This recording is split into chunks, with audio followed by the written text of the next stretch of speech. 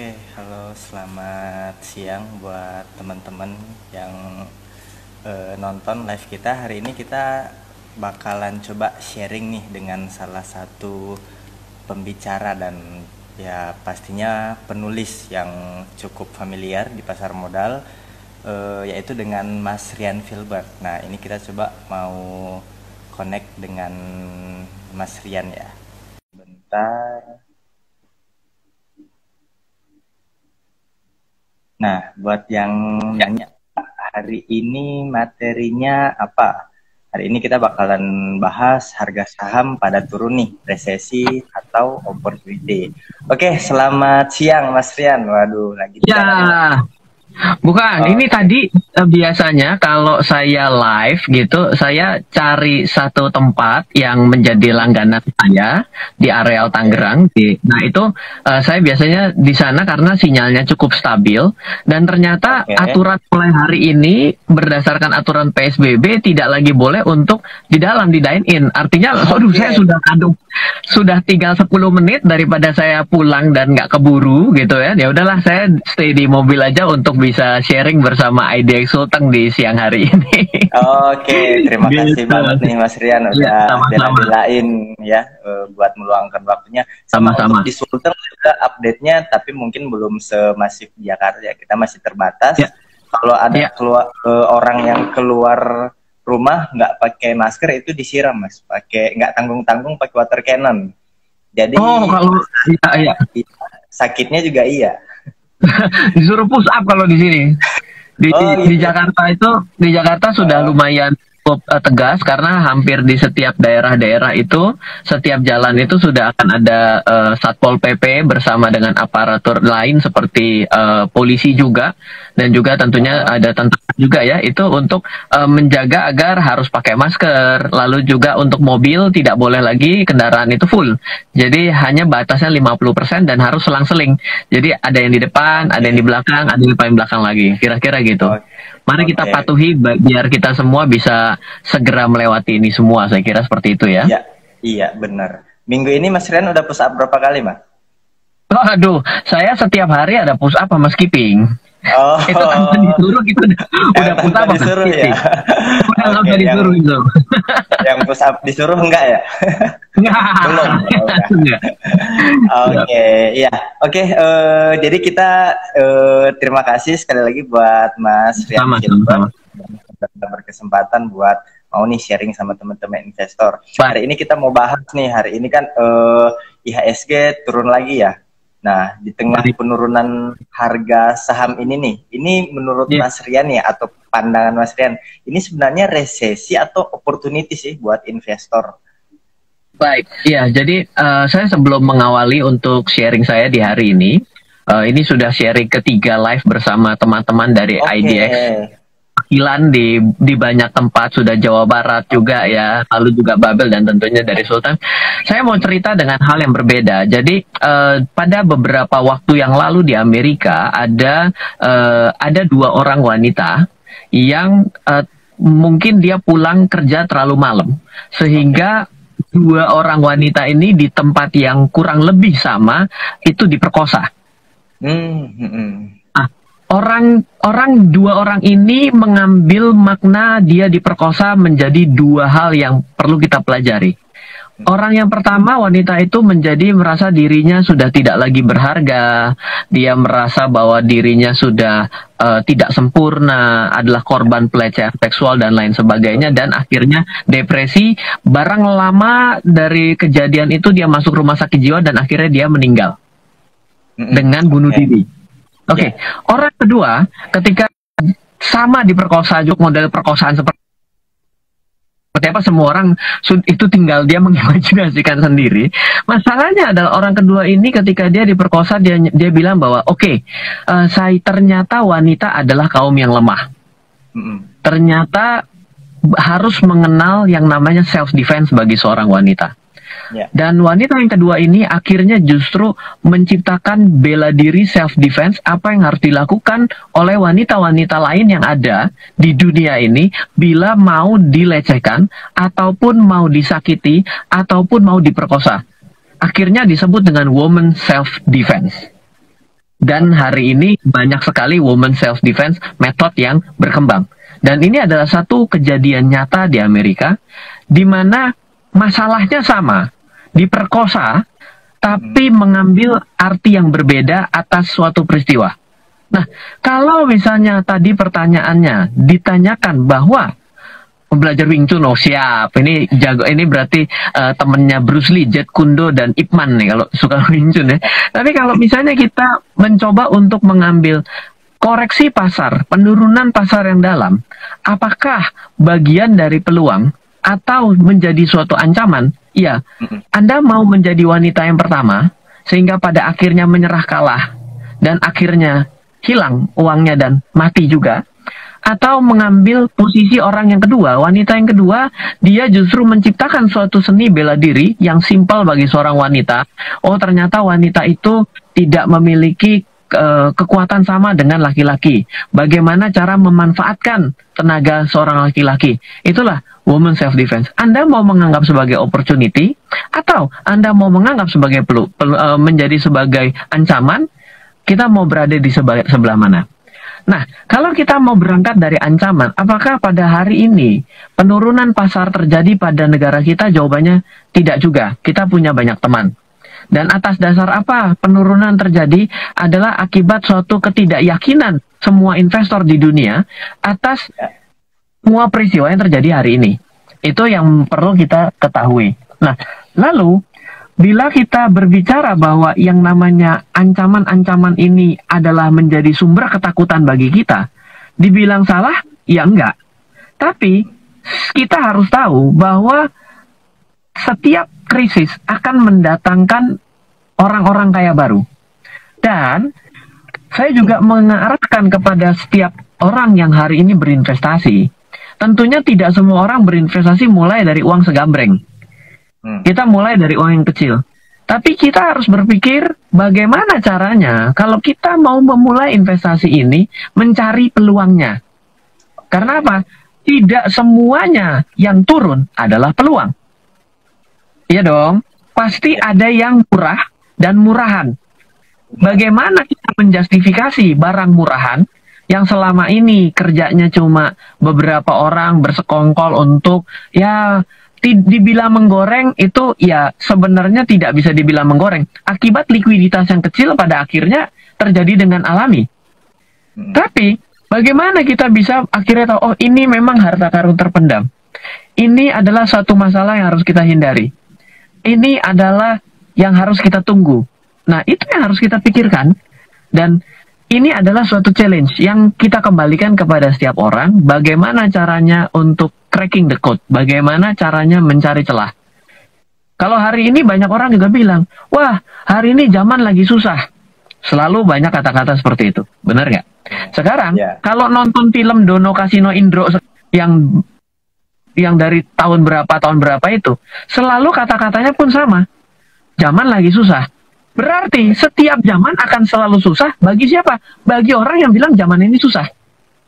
Tapi ada orang yang bilang, enggak loh, coba tanya sama Bapak Menteri Pak Nadiem, yang hari ini dengan prestasi Gojeknya justru bisa menjadi Menteri Pendidikan. Bagaimana kita bicara dengan sebelumnya Menteri Ibu Susi Pujiastuti dengan berusaha untuk menjadi, boleh dibilang pebisnis perikanan di daerah Jawa Barat dan akhirnya punya Susi Air. Bagaimana mereka itu bisa berada dalam hari ini? Itu adalah karena mereka cracking the code. Dengan membawa suatu masalah orang lain, dibawakan solusinya. Dengan kita melihat pada hari ini semuanya seperti bermasalah, bukan berarti tidak ada yang berusaha untuk mencari solusi. Makanya saya juga selalu bilang dengan semua teman-teman saya juga selalu titip pesan ya kepada teman-teman di IDX gitu ya. Ayo, siapa yang mau live webinar? Saya kira kita perlu memberikan suatu gambaran bahwa celah itu selalu ada. Bahwa sesuatu hal buruk sekalipun pasti akan ada hal positif yang kita bisa ambil. Jadi kalau saya ditanya, saya mau berada di sudut pandang orang yang berpikir pesimis atau saya berpikir positif, saya akan berada di sisi orang yang positif. Dan ya oleh karena itulah saya buktikan bahwa hari ini saya selalu bisa memenuhi seluruh undangan untuk bisa memberikan hal-hal yang positif kepada teman-teman semua. Oke, nah mungkin ada yang nanya nih, Mas Rian mah ngomongnya enteng gitu, karena mungkin lagi nggak pegang portofolio, bisa aja gitu. Nah, buat yang lagi megang portofolio nih, yang udah istilahnya dari trader terus tiba-tiba jadi investor nih. Nah, gimana tuh, Mas? Baik, saya akan memberi jawaban menjadi dua bagian. Yang pertama adalah saya tidak pernah menjadi seorang motivator. Saya sebenarnya dalam diri saya kurang suka dengan hal yang berhubungan dengan motivasi. Tapi saya lebih suka hal-hal yang bersifat praktis atau hal yang bisa dilakukan, hal yang bisa dipraktekkan. Jadi, bila teman-teman berpikir saya tidak memiliki investasi, saya minta teman-teman sebutkan investasi apa di dunia yang tidak saya miliki. Saya seorang pebisnis, saya punya bisnis, silahkan cross check, saya punya salah satu perusahaan yang diawasi oleh Otoritas Jasa Keuangan. Berarti saya seorang entrepreneur, saya juga punya perusahaan startup berbasis fintech, saya juga punya perusahaan konsultan terkait dengan perizinan fintech di Indonesia, saya juga perusahaan edukasi saya punya. Bila Anda mengakses savingsaham.com, itu adalah online course yang sudah dibangun dari tahun 2017 dengan total user sampai dengan 3.000. Saya juga sebagai seorang investor, saya juga investasi di properti, saya juga tentunya investasi di saham. Tidak mungkin orang yang memiliki usaha dan bisnis tidak berinvestasi di saham. Saya juga punya obligasi, saya juga punya ori, saya juga punya sukuk, saya juga punya deposito, saya punya deposito pada Bank Nasional, Bank Syariah, dan juga BPR.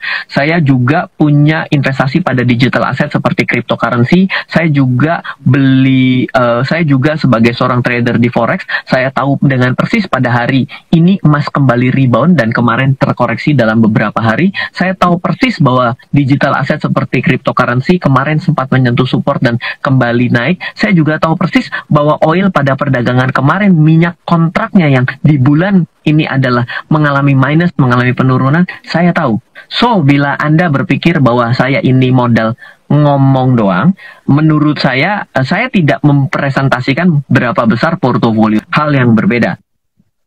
Tapi, saya berinvestasi. Besar dan kecil itu relatif. Uang saya bagi Bill Gates tidak ada artinya. Bagi Pak James Riyadi nggak ada artinya. Saya juga tidak pernah berbicara bahwa uang besar, uang kecil itu justru menjadi fair di pasar modal. Ketika saya membeli saham satu lot Unilever dengan 1.000 lot Unilever, saya tetap mendapatkan persentase dari dividen yang sama. Itulah fairness. Pertama itu saya jawab. Saya adalah pelaku. Yang kedua, kalau ditanyakan bahwa Mas Ryan, dengan kondisi seperti ini, saya telah mengubah prinsip saya dari seorang trader karena uang saya nyangkut, saya berubah menjadi seorang investor.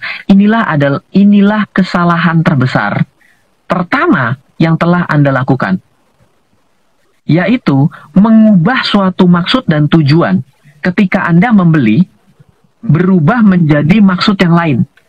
Trading itu adalah dagang. Harus tahu, bisa jual dan beli, untung dan rugi, itu harus tahu.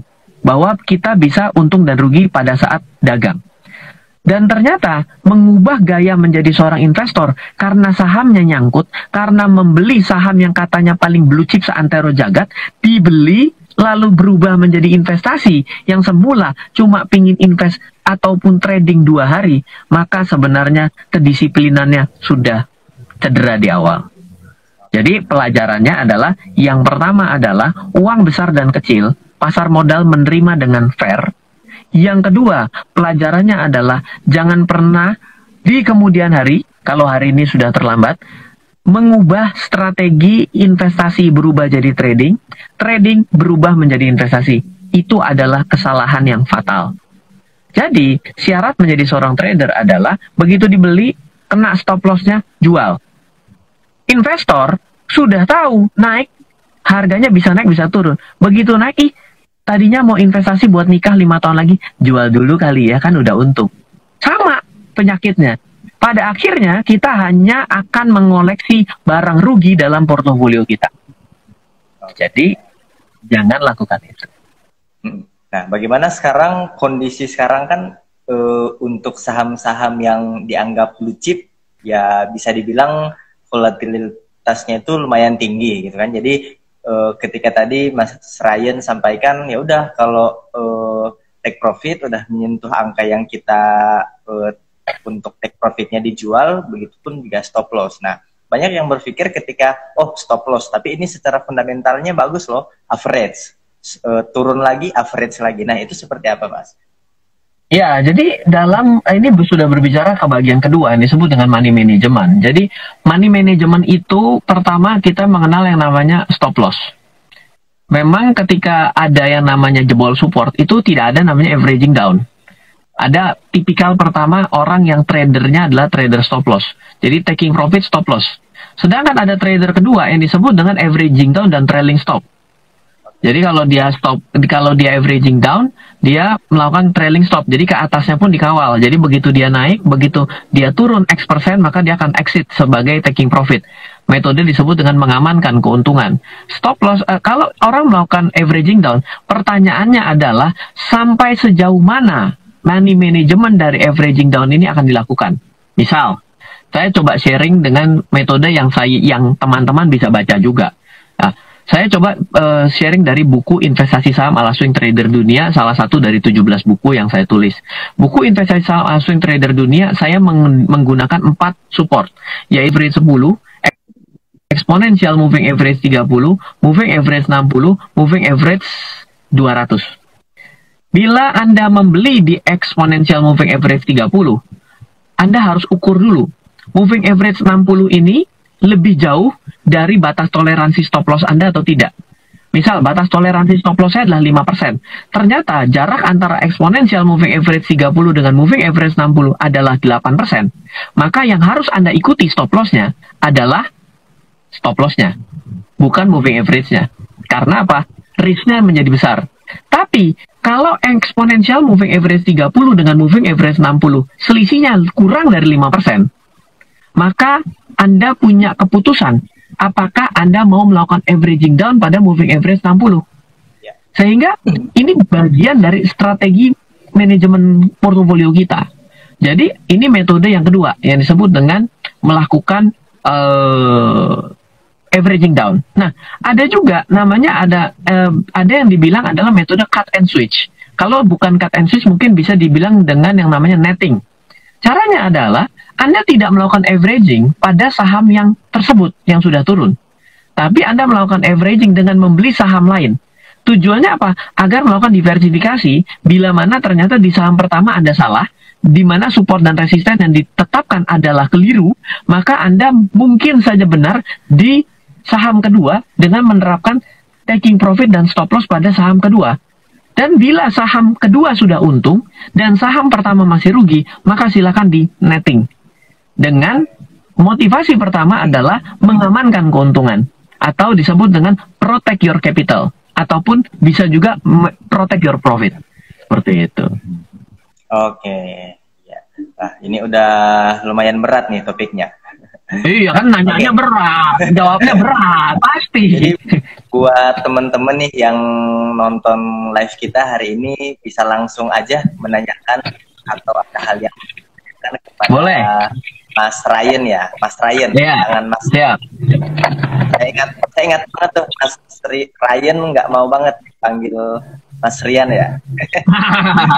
Enggak juga, panggil Rian nggak apa-apa. Selama jadi Rian yang ada di luar negeri yang kaya raya nggak apa-apa. Mau suka samain Rian Jombang kan bahaya. Nah, oke. Nah, dan juga buat yang nanti nonton, kita bakalan bagi-bagi door prize nih, Mas Ryan. Puas mantap. 4 orang, jadi 3 orang itu bakalan dapet kuota internet. Jadi biar WFH-nya makin berfaedah kan. Ya, biar bisa ikut webinar selanjutnya. Iya, betul. Nah, untuk 1 orang yang beruntung bakalan dapat langsung nih buku dari sang penulis.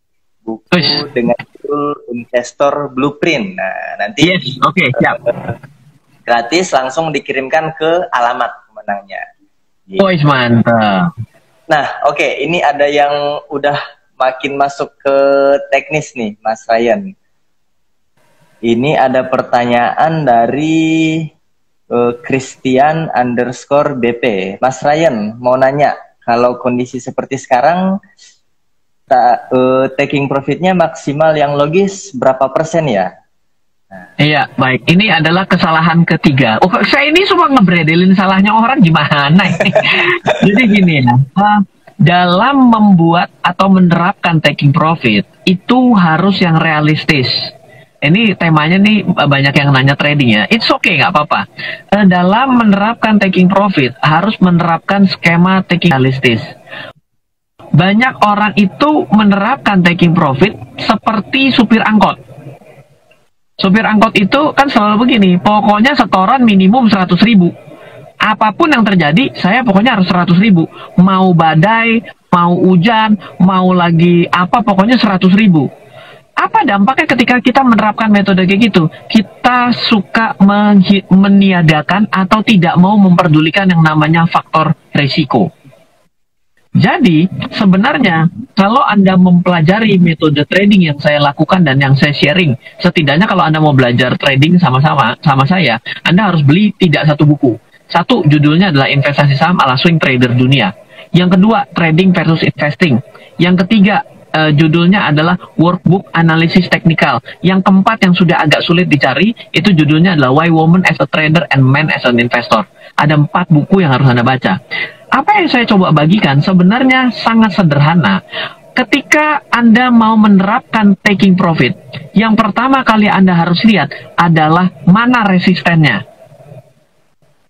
Oh, resistennya ternyata cuma bisa memberikan peluang paling make sense bagi saya adalah 2%. Akan sangat bahaya kalau Anda tiba-tiba bilang, pokoknya kalau tidak 5%, saya tidak akan tutup posisi saya. Akhirnya kan begitu naik kena 2% sudah diresisten, dia harus turun dulu.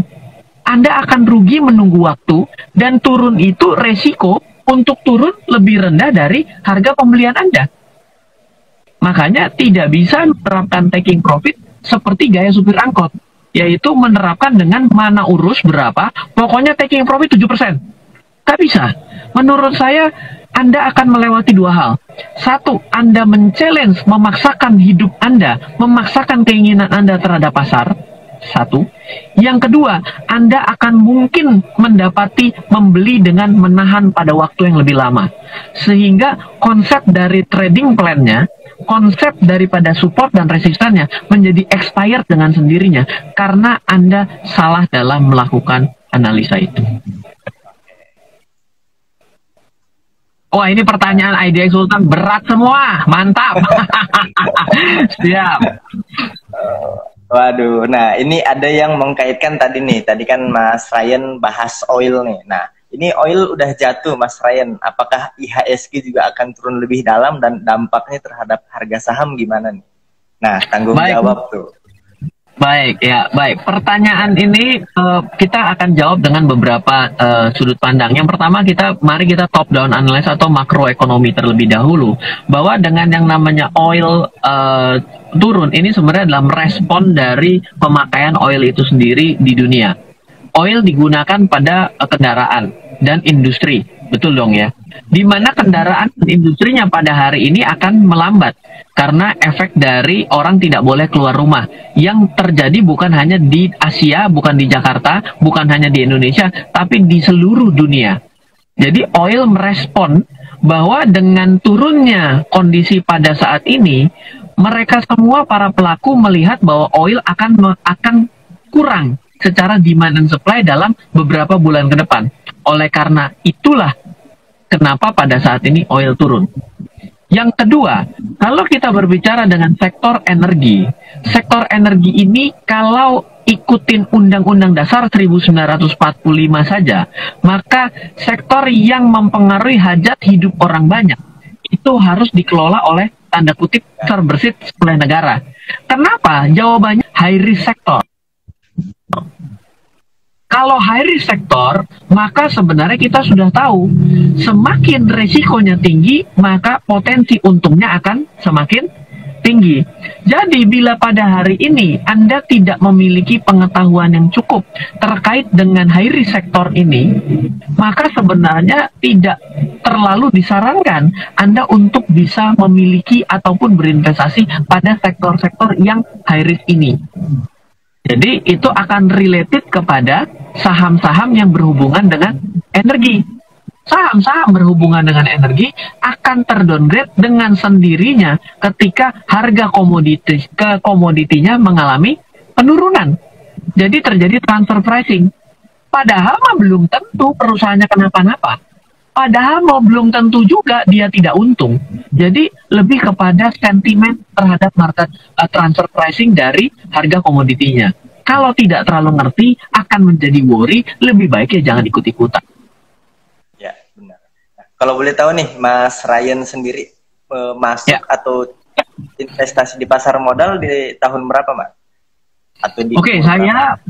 Oke, kalau saya sendiri mungkin banyak teman-teman yang belum kenal dengan saya. Kenalan sekali lagi, nama saya adalah Ryan Filbert. Saya adalah penulis buku-buku investasi di Indonesia. Totalnya hari ini ada 17 buku diterbitkan oleh Gramedia Group. Anda bisa cari ke toko buku mulai pulang dari sini, lumayan nambah royalti saya. Yang selanjutnya adalah saya menuliskan buku-buku itu berdasarkan pengalaman saya berinvestasi di dalam dunia investasi dan keuangan sejak usia saya 18 tahun. Hari ini usia saya 34 tahun. Saya mulai investasi di pasar modal dan di seluruh instrumen investasi dari tahun 2004. Memang masih sedikit pengalaman saya, tapi semua itu saya coba tuangkan agar teman-teman semua kalau mau belajar investasi di Indonesia itu mendapatkan suatu panduan yang datang dari hasil praktek. Jadi kalau teman-teman merasa berminat, silahkan cari buku-buku saya di Gramedia, ataupun juga saya belakangan ini dituntut oleh tim saya untuk selalu buat konten di YouTube. Aduh, saya kadang-kadang bingung gitu. Tiba-tiba tim saya celurin, temanya minggu ini, wah silakan.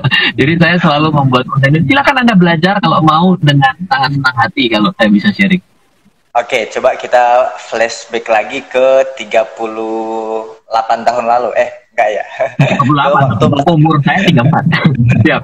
Ke waktu Mas Ryan umur 18 tahun nih. Apa sih yang menyebabkan, ini juga kan banyak juga yang nonton yang udah jadi investor tapi masih belum tahu nih mau beli di saham apa, karena udah lihat kampanye kita ya nabung saham, langsung penasaran, langsung buka rekening tapi masih bingung nih mau beli saham apa. Nah, apa yang menyebabkan waktu di usia 18 tahun itu Mas Ryan coba nih investasi saham, atau ada pertimbangan apa nih, Mas? Baik, jadi kalau saya cerita, saya kembali mengulang dengan webinar lain sebelumnya, adalah saya ini datang dari triple minoritas. Minority yang pertama adalah saya tidak punya ilmu mengenai pasar modal dan investasi, karena saya itu sarjana seni rupa dan desain dari DKV Trisakti. Jadi saya ini adalah hari ini seniman angka, seniman keuangan. Sarjana seni rupa, saya salah jurusan karena permintaan orang tua saya. Dan yang kedua adalah saya tidak direstui oleh papa saya dan orang tua saya. Sedinasti lah.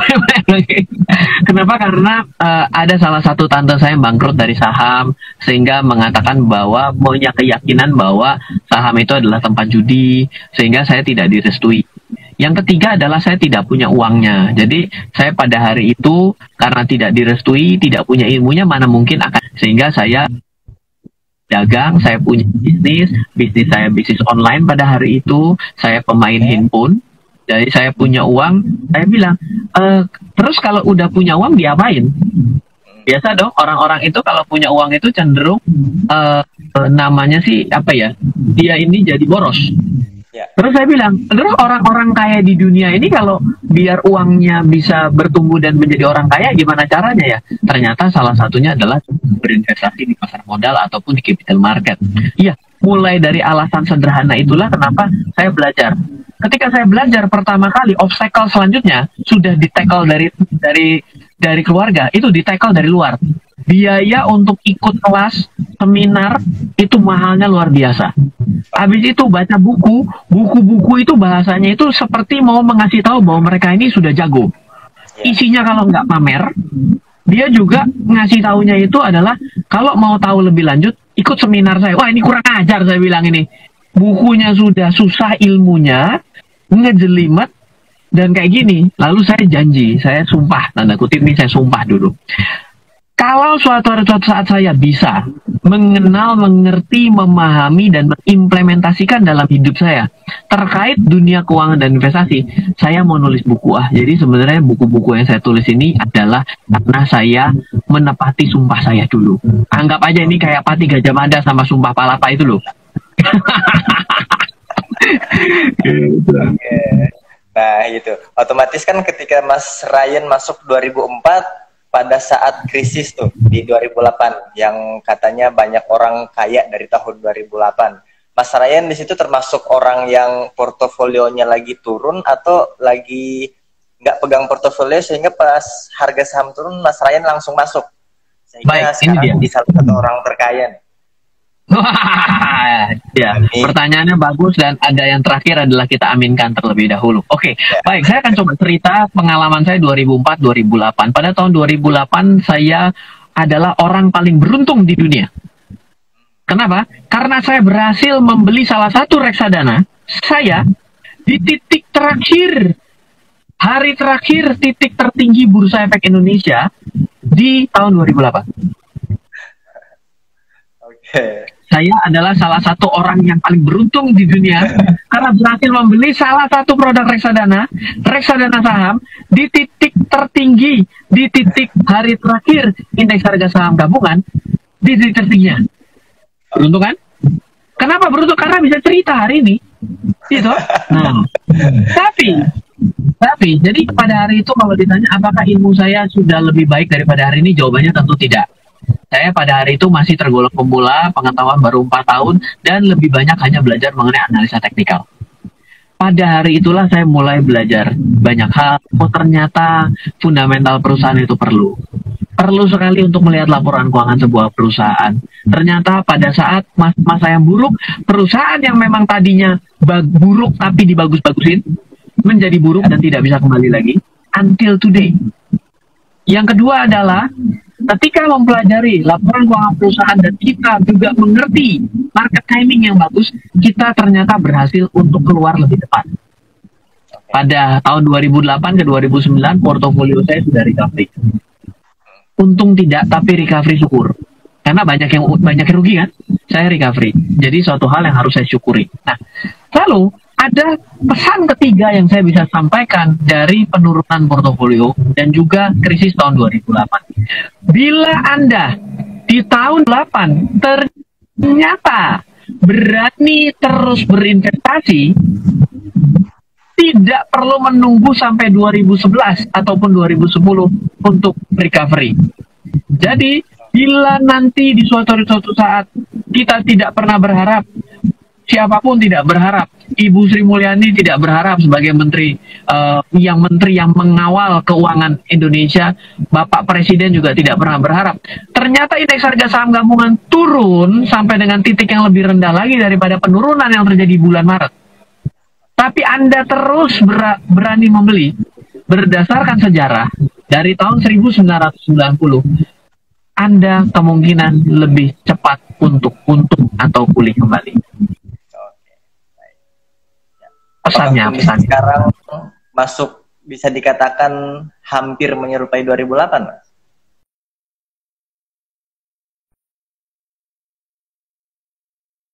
Maka dapat saya katakan pada tahun ini adalah extraordinary.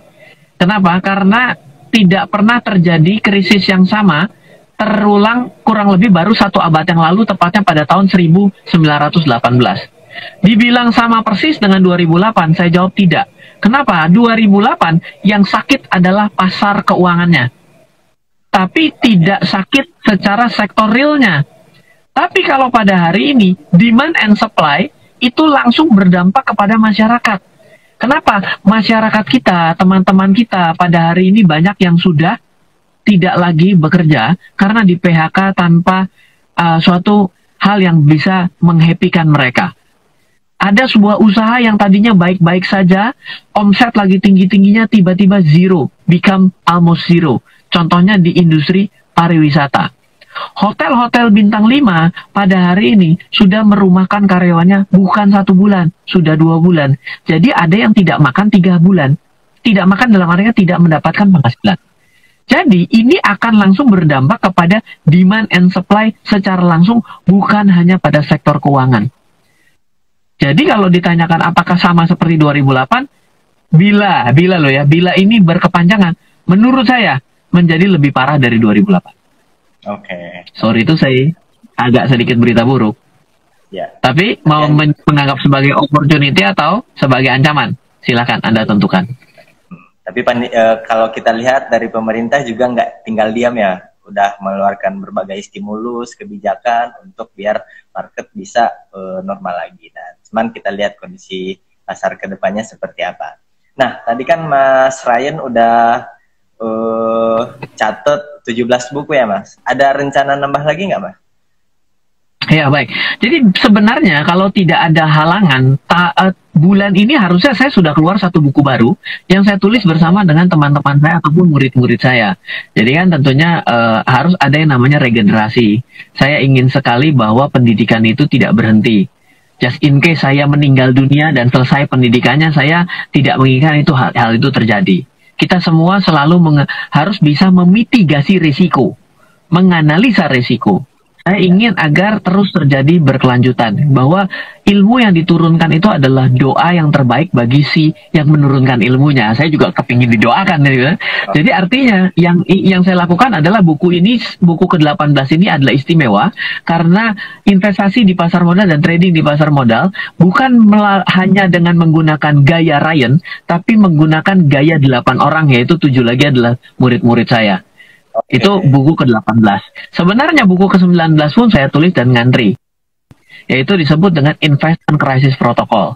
Tapi sayangnya penerbitnya tutup. Sehingga tidak bisa menerbitkan buku saya. Perbedaan buku yang ke-18 dengan buku-buku yang sebelumnya di mananya Mas?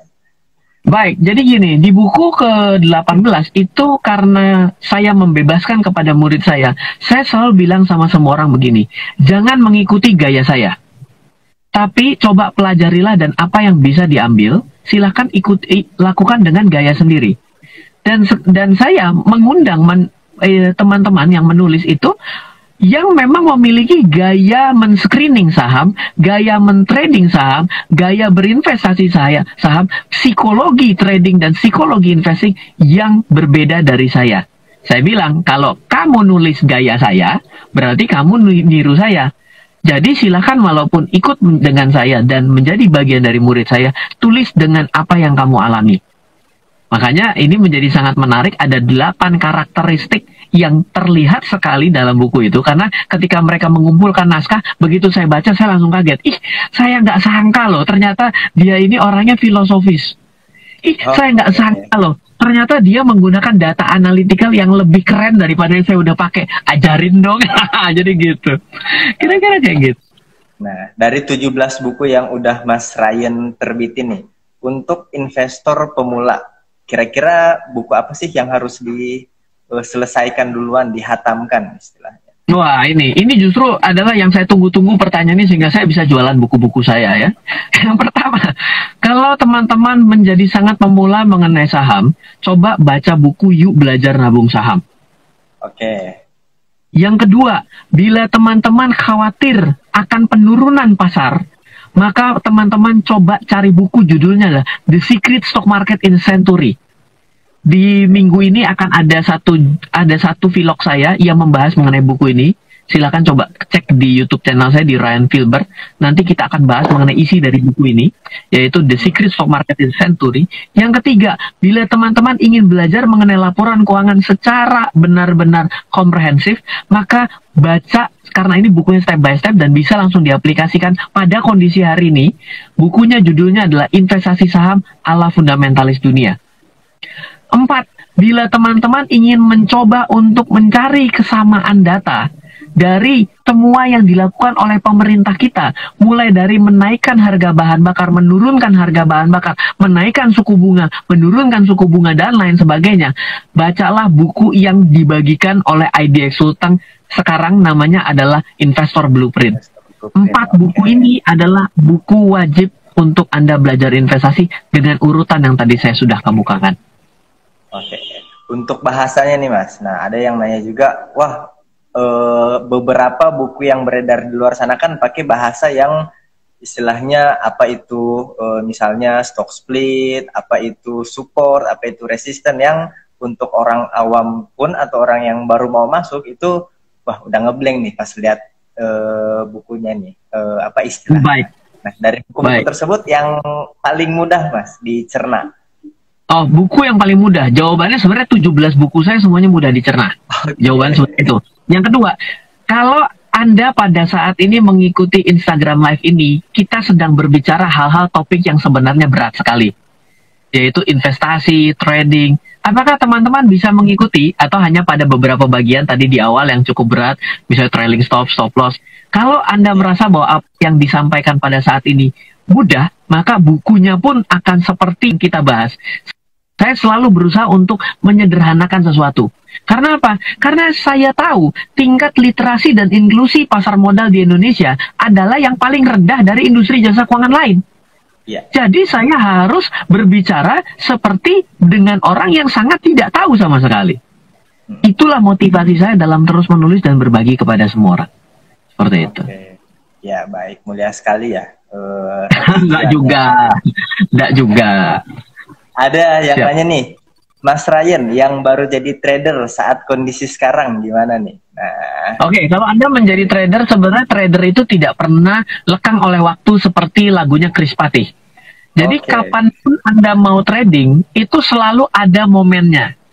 Karena apa? Belilah dengan murah, jualah lebih mahal. Belilah mahal, jualah lebih mahal. Dalam setiap hari akan selalu ada kejadian tersebut. Tapi yang menjadi tips bagi trader pemula, pertama, apakah Anda sudah memiliki metode trading sendiri? Yang kedua, apakah Anda sudah memiliki rencana dalam trading sendiri? Yang ketiga, apakah Anda sudah memiliki kedisiplinan? Bagaimana kalau ternyata rencana trading itu terjadi bukan menguntungkan Anda, tapi merugikan Anda? Yang keempat, berapa lama jangka waktu Anda mau melakukan trading? Pada hari ini, short term trading akan lebih minim risiko dibandingkan long term trading bagi seorang trader. Tapi ini tergantung dari gaya trading sendiri. Apakah dia momentum trading, ataukah dia swing trading, ataupun choppy trade, kita nggak tahu. Jadi harus mengenali diri sendiri. Seperti itu. Oke, nah itu yang secara trading, secara fundamental. Ada juga yang nanya, sekarang kan banyak saham-saham yang bagus secara fundamental, dari beberapa ahli mengalami penurunan harga saham. Nah, untuk atau indikator apa yang bisa melihat bahwa perusahaan itu digital bagus, tapi sekarang lagi pas artinya murah. Baik, jadi yang namanya investasi itu, harus dipikirkan pertama kali adalah jangan pernah salah. Investor itu membeli nilai perusahaan. Bukan harganya. Naik dan turunnya itu harga, tapi nilai perusahaan itu sebenarnya akan selalu bisa ternilai. Contoh begini, saya selalu bilang bagi semua orang, bila Anda ingin berinvestasi, itu pertama kali treatmentnya adalah bagaimana cara memilih pasangan hidup. Pasangan hidup itu tidak dinilai ketika dia sedang di atas atau di bawah, tapi nilai dasar dari orang itu tetap. Apakah orang itu taat beribadah? Apakah orang itu tidak pernah menipu? Apakah orang itu tidak pernah memukul orang lain? Apakah orang itu ternyata memiliki karakter yang baik? Apakah orang itu ramah? Itu adalah nilai. Jadi, bila teman-teman pada hari ini ingin menjadi investor, apakah teman-teman sudah membandingkan antara nilai dengan harga? Harga yang rendah dengan nilai yang tinggi, itulah yang bisa Anda beli. Nilai itu bisa dibaca dari mana? Bukan hanya bisa dibaca dari laporan keuangan. Dibaca dari berapa lama perusahaan itu berdiri. Berapa lama perusahaan itu bisa keluar dari sebuah kesulitan ekonomi sebelumnya. Seperti apa manajemen bisa melakukan, bagaimana cara untuk bisa keluar dari suatu kondisi yang sulit. Adalah manajemen. Coba kita berbicara dengan perusahaan yang paling lama, salah satu perusahaan the greatest company in the world, namanya adalah General Electric. Kalau Anda mau baca buku General Electric itu, aduh tiba-tiba saya lupa, ada salah satu CEO dari General Electric yang begitu yang berhasil menyelamatkan menyelamatkan General Electric untuk menjadi salah satu the greatest company dalam waktu satu abad, karena ternyata menerapkan beberapa konsep manajemen. Jadi bila Anda mengerti teori manajemennya, Anda bisa mencocokkan dengan kondisi-kondisi yang dilakukan oleh manajemen tersebut, maka Anda bisa menilai apakah perusahaan itu pada akhirnya layak untuk Anda investasikan. Oke, baik. Jadi tidak mengacu pada harganya ya, kita lihat dari nilai perusahaan tersebut. Nilai, harga adalah yang kita bayar, nilai adalah yang kita terima. Oke. Mas, ini saya investor baru, mau mulai investasi dengan 100.000. Kira-kira ada nggak saran buat saya nih? Nah, ini buat investor baru nih, Mas. Dengan 100.000 kalau teman-teman, ya, kalau teman-teman berinvestasi dengan uang yang pada hari ini berapapun, sebenarnya tidak pernah ada kata yang salah. Orang tidak pernah salah berinvestasi karena investasinya rugi. Tapi di kemudian hari, bila nanti dia sudah tua, bila ternyata dia nanti tidak bekerja, dia akan menyesal bila dia tidak berinvestasi. Aduh, coba kalau saya punya emas. Aduh, coba kalau saya masih punya mobil yang menjadi aset, saya masih bisa jual untuk kondisi pada hari ini. Jack Welch, thank you Mbak Shirley. Ya, itu dia tuh, dia bilang Jack Welch. Yes, betul. The greatest CEO yang bisa mengubah General Electric, Jack Welch. Sorry, kadang-kadang otak korset. Kebanyakan dibaca, nggak bisa ngapal nama. Jadi, sebenarnya ketika kita berbicara bahwa dalam setiap hal yang harus kita lakukan, jangan selalu bicara saya orang miskin, saya uangnya sedikit, tapi lakukan dengan ukuran Anda. Kenapa? Orang itu menjadi bermasalah ketika dia berusaha membandingkan diri dia dengan orang lain. Karena apa? Ih, hebat ya tetangga sebelah mobilnya baru, kok kita nggak bisa beli, terus ngutang. Jadi masalah. Sama, saya investasinya 100.000, dia 200 miliar. Mati dong gue.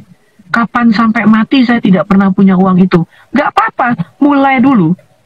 Semua dimulai dulu. Kalau Anda tidak berani mulai, disitulah Anda memang sebenarnya sudah gagal. Jadi jangan pernah takut mengenai yang 100.000-nya. Mulai. Saya juga pada dulu tuh ya, waktu 2004. Itu sih mungkin memang agak beda nih, bukannya mendemotivasi atau memotivasi, tapi pada waktu itu membuka rekening itu minimum 40 juta rupiah.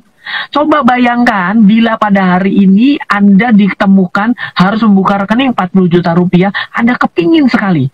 Bayangkan betapa susah obstacle yang saya hadapi pada hari itu. Saya tidak direstui, tidak punya ilmunya, uangnya seitu-itunya, harus membuka di tempat yang saya tidak yakini, baru saya pelajari, kemungkinannya rugi 40 juta. Bandingkan dengan kemudahan yang Anda hari ini terima. Bandingkan seberapa mudah dan murah Anda cuma streaming Instagram ini, Anda tidak perlu bayar, IDX memfasilitasi untuk kita bisa ngobrol. Berapa murahnya? Hari ini kita overload information. Bukan defisit information. Pertanyaannya adalah, dari informasi yang sedemikian banyak, Anda mau ambil yang mana? Benar. Oke. Nah, saya masih ingat banget tuh waktu beberapa tahun lalu saya belum di IDX. Kan kalau di kita nggak bisa punya saham kan? Nah, itu minimal buat investasi aja 10 juta. Dan untuk waktu saat itu saya memang masih kuliah dan udah pengen banget nih investasi. Waktu itu saya ingat banget, salah satu perusahaan yang pengen saya beli itu Unilever. Unilever keren kan kalau buat mahasiswa. Nah, akhirnya gimana caranya biar bisa beli patungan tuh. Kita 10 orang, satu orang sejuta. Nah, tapi waktu itu tetap pakai nama saya karena waktu itu juga dikasih tugas kuliah sama dosen. Nah, tapi sekarang saya juga kadang suka cemburu sih dengan orang-orang atau masyarakat sekitar udah dengan 100.000 loh kita udah bisa investasi, cuman masih banyak yang belum coba gitu atau belum merasakan atau belum tahu investasi di saham ini seperti apa. Nah, ya, jadi tidak ada waktu terlambat lah. Karena ada satu pepatah Cina, tapi sayang saya tidak bisa bahasa Mandarin. Jadi ada satu pepatah yang kalau ditranslate ke Indonesia adalah waktu terbaik untuk menanam pohon adalah 25 tahun yang lalu. Waktu itu sudah berlalu. Semua orang hari ini sadar, aduh kenapa kagak dijaga ya pohonnya. Dan ditanya lagi, kalau gitu sekarang waktu kedua yang terbaik kapan? Iya, tanamlah hari ini. Jadi nggak ada satu kata-kata kita terlambat atau tidak, besar atau kecil itu tidak. Tapi seberapa besar upaya yang Anda sudah lakukan untuk diri Anda sendiri. Anda tidak bisa mengubah dunia. Tapi dunia bisa berubah bila setiap orangnya berubah. Jadi menurut saya saja. Jangan pernah takut. Dibilang salah, selama memang baik dan benar, jalankan. Saya pun demikian kok. Saya juga kadang-kadang suka ditegur. Ngapain bikin webinar-webinar gratis segala macam? Orang udah capek, hari Sabtu, tim harus datang, bayar overtime. Kenapa bikin? Oh, nggak apa-apa. Saya ini socialpreneur. Saya lakukan ini karena saya tahu. Karena tidak ada yang mau melakukan, saya melakukan. So what? Saya passion, saya senang, saya sehat, saya justru kalau kagak ngomong 1 bulan saya sakit. Lebih baik saya begini, gitu loh. Oke. Nah, jadi itu jadi pertanyaan terakhir buat sesi kita. Udah mau hampir sejam nih, ternyata nggak kerasa ya. Ternyata dengan Mas Ryan 1 jam nggak berasa karena sangat menarik ya perbedaan kita. Mungkin kedepannya kita coba mau bikin jadwal lagi dengan Mas Ryan. Apakah anytime mungkin atau webinar secara fundamental, secara teknikal. Nah, itu nanti coba kita diskusikan lah dengan Mas Ryan. Nah, jadi buat teman-teman yang udah komen, udah nanya, jangan lupa follow Instagram kita idx_sulteng sama Instagram Mas Ryan Filbert. Instagramnya apa, Mas? Ryan Filbert, RYANFILBRT. Silakan. Nggak yang alay-alay ya. Oke. Nggak ada. Yang ada tanda centang birunya. Nah, teman-teman udah follow, nanti bakalan kita pilih untuk 4 orang yang beruntung, 3 orang bakalan dapat door prize kuota internet sama 1 buku yang langsung ditulis oleh Mas Ryan, Investor Blueprint. Oke. Saya boleh nggak? Saya kasih kepada semua teman-teman yang live pada saat ini. Saya mau kasih 2 hal. Oke. Saya tahu pasti teman-teman kemungkinan ada yang mau tanya tapi nggak keburu dijawab. Saya selalu meluangkan waktu saya setiap harinya untuk bisa menjawab WhatsApp. Jadi banyak sekali teman-teman yang terbantu dengan saya share WhatsApp saya. Nomornya adalah 0895 07 08 0789. Silakan add WhatsApp saya. Kalau tidak keburu dijawab, silahkan Anda tanya sana. Nanti saya akan coba luangkan untuk menjawab. Tapi ingat ya, kadang-kadang bisa ratusan yang masuk, saya jadi pelan-pelan. 0895 07 08 0789. Silahkan kalau Anda mau tanya. Yang kedua, saya bagikan buku. Ini ada buku dan tips belajar investasi selama 30 hari dari saya. Judulnya, bukunya adalah The Secret Property Investment. Ini adalah investasi properti dan juga berpikir bagaimana memilih emiten properti yang baik. Ini Anda bisa akses langsung di website saya, di portal saya di www.savingsaham.com www.savingsaham.com. Scroll ke paling bawah, ada masukkan nama, email, dan nomor handphone. Anda bisa langsung dapat pelajaran 30 hari belajar investasi sama saya dan buku The Secret Property Investment. Oke, itu yang saya membagikan kepada semua teman-teman. Semoga terus bermanfaat. Terima kasih banget buat Mas Ryan. Kapan lagi nih teman-teman bisa dapat banyak manfaat pada kegiatan kali ini? Udah dikasih linknya, udah dikasih nomor handphonenya. Ini yang live sampai hari ini, sampai sekarang ini ada 106, Mas. Wah, luar biasa. Yang WhatsApp semuanya gimana tuh, Mas? Pasti dijawab. Pelan-pelan ya. Saya jawab, tapi kalau yang ternyata panjang, saya biasanya jadikan vlog di YouTube. Oke, baik. Oke, nah terima kasih Mas Ryan Filbert telah meluangkan waktu dengan IDX Sulteng siang hari ini. Sehat selalu Mas, tetap menginspirasi dan salam profit. Terima kasih, selamat siang. Assalamualaikum warahmatullahi wabarakatuh. Dadah, thank you.